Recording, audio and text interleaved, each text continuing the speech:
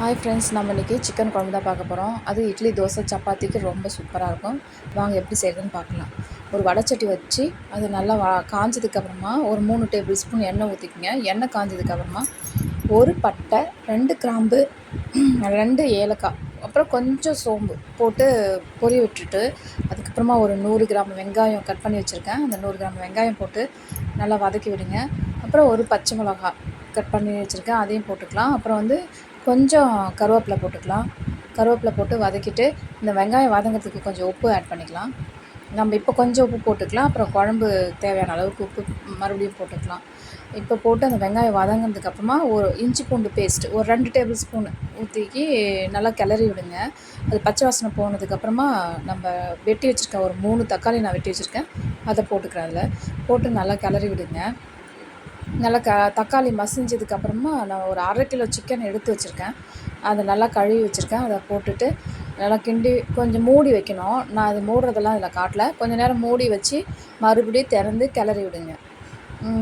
கிளறி விட்டுட்டு இப்போ ஒரு 1/2 ஸ்பூன் மஞ்சப்பொடி, 2 டேபிள் ஸ்பூன் சிக்கன் மசாலா போட்டுட்டு, அதுக்கப்புறமா நான் வீட்டில் அரைச்ச மிளகா பொடி ஒரு 2 டேபிள் ஸ்பூன் போட்டுக்கிறேன். உங்கள் காரத்துக்கு தகுந்த மாதிரி போட்டுக்கோங்க. நீங்கள் நல்லா ஸ்பைசியாக சாப்பிட்டீங்கன்னா இன்னும் 1 ஸ்பூன் கூட சேர்த்து போட்டுக்கலாம். இப்போ குழம்புக்கு தேவையான அளவுக்கு உப்பு போட்டு கிளறி மூடி வச்சு திரும்பவும் ஓப்பன் பண்ணி தண்ணி ஊற்றிக்கலாம். இப்போ நல்லா கிளறி விட்டுட்டு மூடி வைங்க. அதுக்கப்புறமா திரும்ப எடுத்து தண்ணி தேவையான அளவுக்கு நம்ம எந்த அளவுக்கு தேவையோ கிரேவி அந்தளவுக்கு தண்ணி தேவை. நான் ஒரு 3/4 லிட்டர் தண்ணி சேர்த்துக்கிறேன். 3/4 லிட்டர் தண்ணி ஊற்றி நல்லா கொதிக்க விட்டுருங்க. இப்போ நம்ம அதுக்கு தேவையான கொஞ்சம் மசாலா அரைப்போம். தேங்காய், கொஞ்சோண்டு சோம்பு, ஒரு சின்ன டேபிள் ஸ்பூன் போட்டுக்கலன்னு வச்சுக்கோங்களேன், போட்டு நல்லா அரைச்சி எடுத்து வச்சுக்குவோம். இப்போ சிக்கன் சிம்மில் வச்சு நல்லா வேக வச்சுருக்கோம்.